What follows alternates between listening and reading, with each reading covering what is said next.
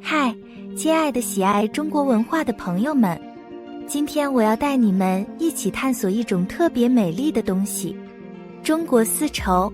中国丝绸是世界上最古老、最优雅的纺织品之一，它的历史可以追溯到几千年前的古老时代。让我们一起来了解一下吧。首先，让我们来了解一下丝绸是怎么制作的。丝绸的原材料来自一种叫做蚕的小昆虫，它们生活在桑树上。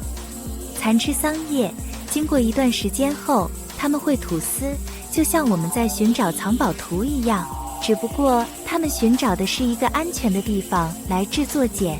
当蚕吐出的丝足够长时，它们会开始在茧的周围打圈圈，形成一个又一个的茧层。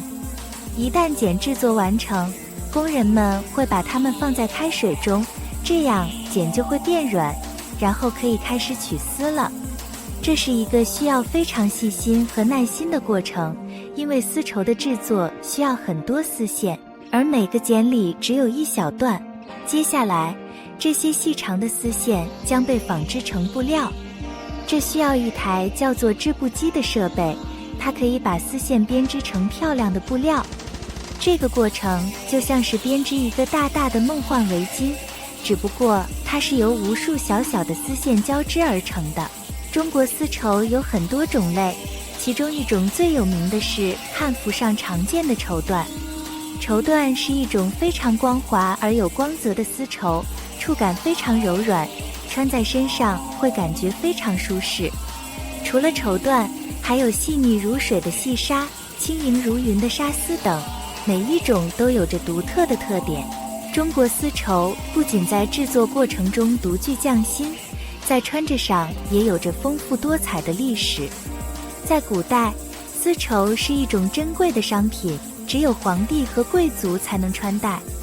而如今，丝绸已经成为了中国传统服饰的代表之一，不仅仅在特殊场合，我们在生活中也可以看到各种各样的丝绸制品。除了在衣物上的应用，丝绸还可以制作成各种各样的艺术品和装饰品，比如画面细腻的刺绣、丰富多彩的丝绸团扇等。这些都展现了中国丝绸的独特魅力。最后，我想告诉你们，中国丝绸不仅是一种美丽的纺织品，更是中国文化的重要代表之一。它承载着古老的传统和智慧，让我们一起珍惜这份传统，欣赏丝绸背后的故事吧。